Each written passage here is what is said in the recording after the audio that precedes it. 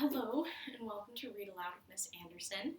Today we are going to be reading The Tale of Despereaux. This is one of my favorite books that my third grade teacher read to me, and I want to pass on specifically to the third grade scholars, but to anyone who wants to listen. This is The Tale of Despereaux, being the story of a mouse, a princess, some soup, and a spool of thread.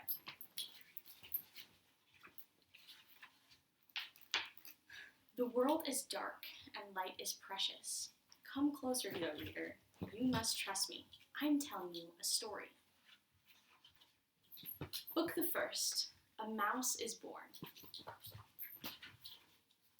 This story begins within the walls of a castle, with the birth of a mouse. A small mouse, the last mouse born to his parents, and the only one of his litter to be born alive. "Where are my babies?" said the exhausted mother when the ordeal was through. "Show to me my babies." The father mouse held the one small mouse up high. "There is only this one," he said. "The others are dead." "Mon Dieu, just one mouse baby?" "Just the one. Will you name him?" "All of that work for nothing," said the mother. She sighed. "It is so sad. It is such the disappointment."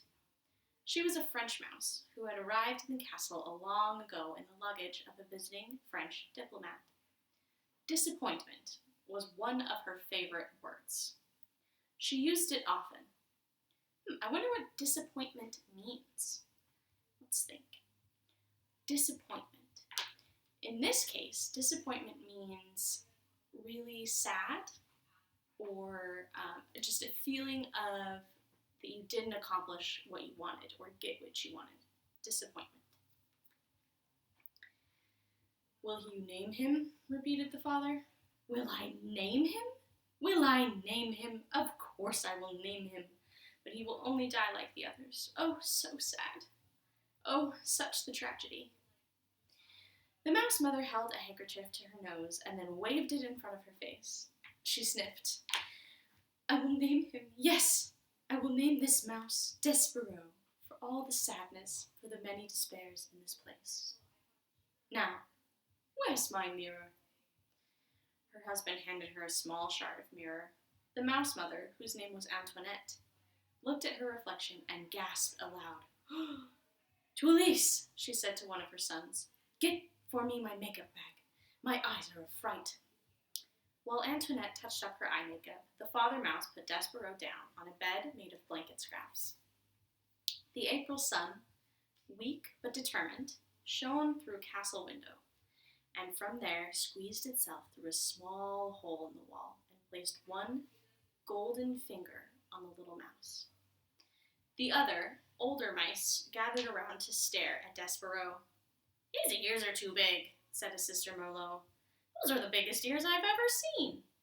"Look," said a brother named Furlough. "His eyes are open. Papa, his eyes are open. They shouldn't be open." It is true. Despereaux's eyes should not have been open, but they were. He was staring at the sun reflecting off his mother's mirror. This light was shining into the ceiling of an oval of brilliance, and he was smiling up at the light. "There's something wrong with him," said the father. "Leave him alone." Despereaux's brothers and sisters stepped back away from the new mouse. "This is the last," proclaimed Antoinette from her bed. "I will have no more mice babies. They are such the disappointment. They are hard on my beauty. They ruin, for me, my looks. This is the last one. No more." This is the picture captioned, "The last one." "The last one," said the father, "and he'll be dead soon. He can't live, not with his eyes open like that." But reader, he did live. This is his story. Chapter 2. Such a Disappointment. Despereaux Tilling lived, but his existence was cause for much speculation in the mouse community. "He's the smallest mouse I've ever seen," said his Aunt Florence. "It's ridiculous. No mouse has ever been this small. Not even a tilling. She looked at Despereaux through narrowed eyes, as if she expected him to disappear entirely. "No mouse," she said again. "Ever." Despereaux, his tail wrapped around his feet, stared back at her. "Those are some big ears he's got, too," observed his Uncle Alfred. "They look more like donkey ears, if you ask me." "They are obscenely large ears," said Aunt Florence. Despereaux wiggled his ears. His Aunt Florence gasped. "They say he was born with his eyes open," whispered Uncle Alfred. Despereaux stared hard at his uncle. "Impossible," said Aunt Florence. "No mouse, no matter how small or obscenely large-eared, is ever born with his eyes open. It simply isn't done." "His pa, Lester, said he's not well," said Uncle Alfred. Despereaux sneezed. He said nothing in defense of himself. How could he? Everything his aunt and uncle said was true. He was ridiculously small. His ears were obscenely large. He had been born with his eyes open, and he was sickly. He coughed and sneezed so often that he carried a handkerchief in one paw at all times. Make sure you wash your hands. All of you. He ran temperatures. He fainted at loud noises. Most alarming of all, he showed no interest in the things a mouse should show interest in. I wonder what things a mouse should show interest in. What do you think? Cheese? I think mice like cheese. What should a mouse be good at? A mouse should be good at scurrying when someone gets too close. A mouse should be good at hiding in walls when it's scared or sees someone.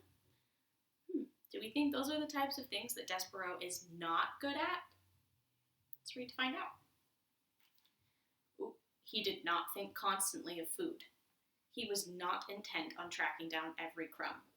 While his larger, older siblings ate, Despereaux stood with his head cocked to one side, holding very still. "Do you hear that sweet, sweet sound?" he said. "I hear nothing but the sound of cake crumbs falling out of people's mouths and hitting the floor," said his brother Tilloise. "That's what I hear." "No," said Despereaux. "It's something else. It sounds like, honey." "You might have big ears," said Tilloise, "but they're not attached right to your brain. You don't hear honey. You smell honey. When there's honey to smell, which there isn't." "Son," barked Despereaux's father, "snap to it. Get your head out of the clouds and hunt for crumbs." "Please," said his mother, "look for the crumbs. Eat them to make your mama happy. You are such the skinny mouse. You are such a disappointment to your mama." "Sorry," said Despereaux. He lowered his head and sniffed the castle floor. But reader, he was not smelling. He was listening with his big ears to the sweet sound that no other mouse seemed to hear. Well, there's one thing. One of our predictions came true. He wasn't good at smelling crumbs, or finding crumbs and then eating them, like all mice should be, according to his family. Let's move on to Chapter 3. Chapter 3, Once Upon a Time. Despereaux's siblings tried to educate him in the ways of being a mouse. His brother Furlough took him on a tour of the castle to demonstrate the art of scurrying. "Move to one side," instructed Furlough, scrabbling across the waxed castle floor. "Look over your shoulder all the time. First to the right, then to the left. Don't stop for anything." But Despereaux wasn't listening to Furlough. He was staring at the light pouring in through the stained glass windows of the castle. He stood on his hind legs, held his handkerchief over his heart, and stared up, up, up into the brilliant light. Do we know what stained glass is? Just in case. Stained glass is the type of glass that you will frequently see in churches or other religious buildings with different colored glass that's pieced together to form an image. So here we see it in the castle. Furlough, he said, what is that thing? What are all those colors? Are we in heaven? Cripes, shouted Furlough from the far corner. Don't stand there in the middle of the floor talking about heaven. Move, you're a mouse, not a man. You've got to scurry. What? Said Despereaux, still staring at the light. But Furlough was gone. He had, like a good mouse, disappeared into the hole in the molding. So there's another one of our predictions that came true. Mice need to be good at scurrying. Despereaux's not good at scurrying. Despereaux's sister, Merlot, took him into the castle library, where light came streaming in through tall, high windows and landed on the floor in bright yellow patches. Here, said Merlot, follow me, small brother, and I will instruct you on the fine points of how to nibble paper. Oh no, not nibbling paper. I don't like when people destroy books. I love books, as you can see. Merlot scurried up a chair and from there hopped onto a table where sat a huge open book. This way, small brother, she said, and she crawled onto the pages of the book. And Despereaux followed her from the chair to the table to the page. Now then, said Merlot, this glue here is tasty, and the paper edges are crunchy and yummy. Like so. Penelope, hush. That's my dog. She's very excited about the mice. Hush. Thanks. Now then, said Merlot, this glue here is tasty, and the paper edges are crunchy and yummy, like so.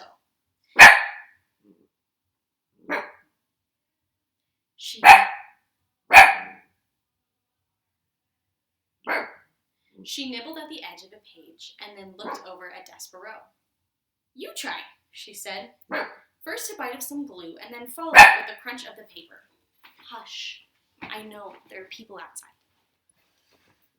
Sorry for the interruption. First a bite of some glue and then follow it with the crunch of the paper. And these squiggles, they're very tasty. Despereaux looked down at the book.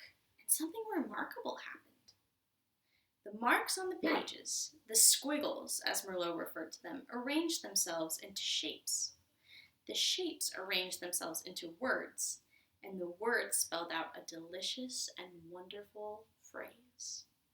Once upon a time. Once upon a time, whispered Despereaux. What? Said Merlot. Nothing. Eat, said Merlot. Got this image here, captioned, Once upon a time.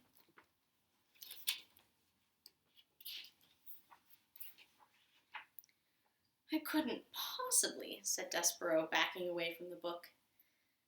Why?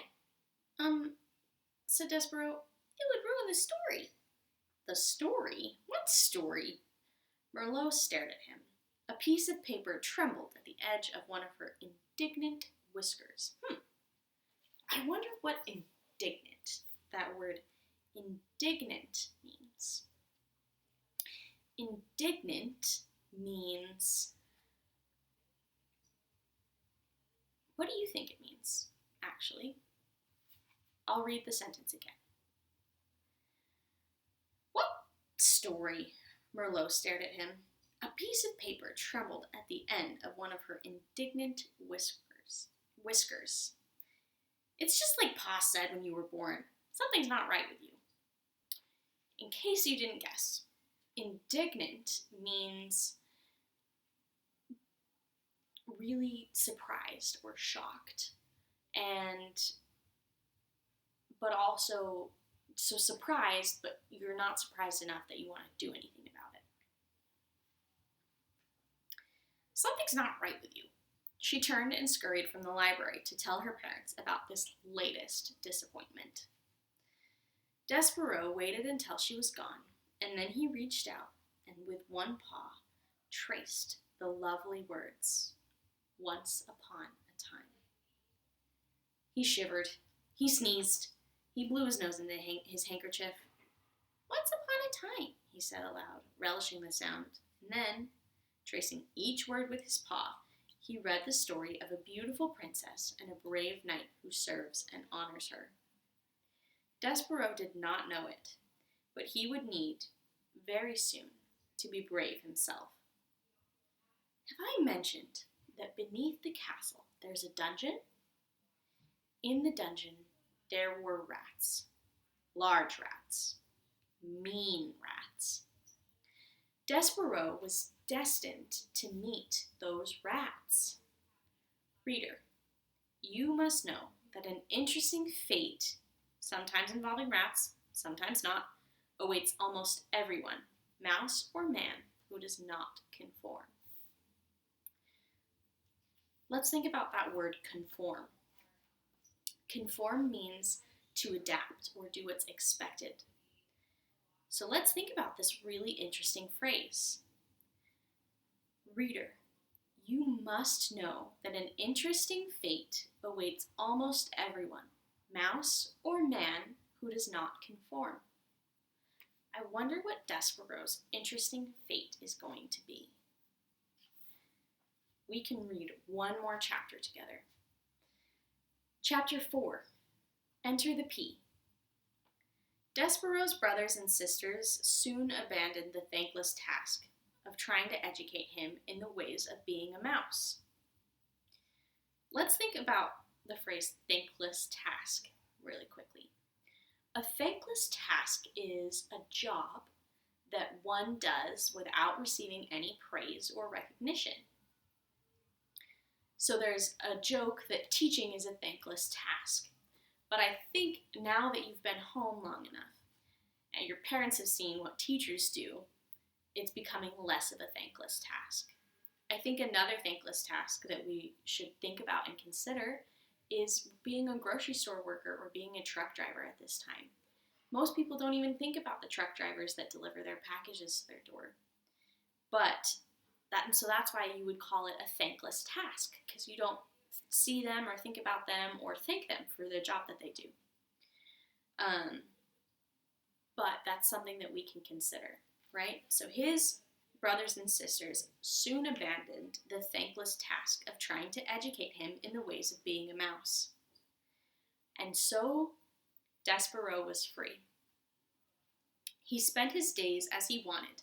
He wandered through the rooms of the castle, staring dreamily at the light streaming in through the windows of stained glass windows. He went to the library to read over and over again the story of the fair maiden and the knight who rescued her, and he discovered, finally, the source of the honey-sweet sound.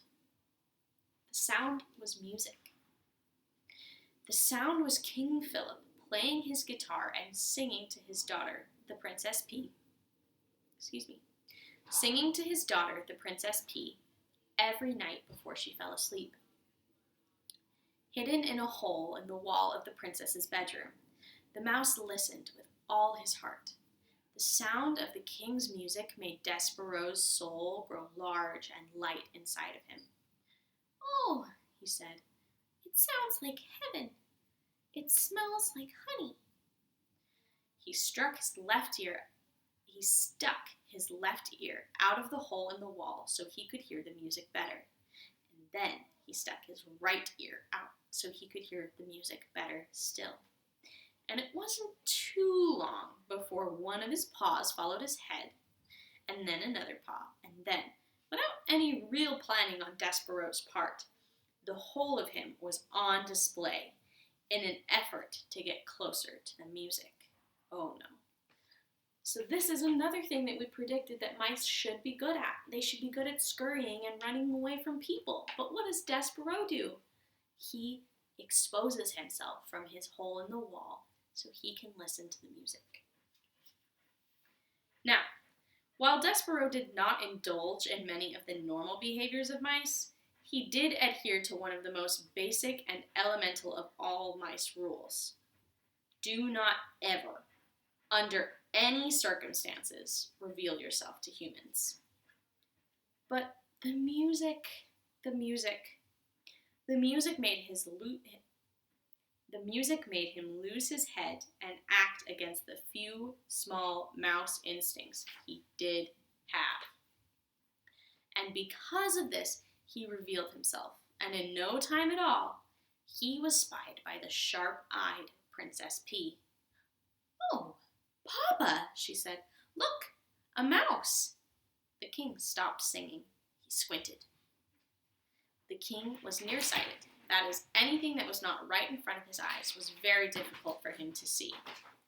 "Where?" said the king. "There," said the Princess P. She pointed. "That, my dear P, is a bug, not a mouse. It is much too small to be a mouse." No, it's a mouse." "A bug," said the king, who liked to be right. "A mouse," said the P, who knew she was right. As for Despereaux, he was beginning to realize that he had made a very grave error. He trembled. He shook. He sneezed. He considered fainting. "He's frightened," said the P. "Look, he's so afraid he's shaking. I think he was listening to the music. Play something, Papa." "A king play music for a bug?" King Philip wrinkled his forehead. "Is that proper, do you think? Wouldn't that make this into some kind of topsy-turvy, wrong-headed world if a king played music for a bug?" "Papa, I told you, he's a mouse," said the P. "Please." "Oh, well, if it will make you happy, I, the king, will play music for a bug." "A mouse," said the P. The king adjusted his heavy gold crown. He cleared his throat. He strummed the guitar and started to sing a song about stardust. The song was as sweet as light shining through stained glass windows, as captivating as the story in a book. Despereaux forgot all his fear. He only wanted to hear the music. He crept closer, and then closer still, until, reader, he was sitting at the foot of the king. Okay, I know that this is a very exciting book, but that is all that we have time for today. So, this is The Tale of Despereaux. You can find it online on Amazon. You can get it on your Kindle, and I believe it is on Epic Books for those of you that are stronger readers. Probably our 3rd and 4th grade readers could read this book. Bye!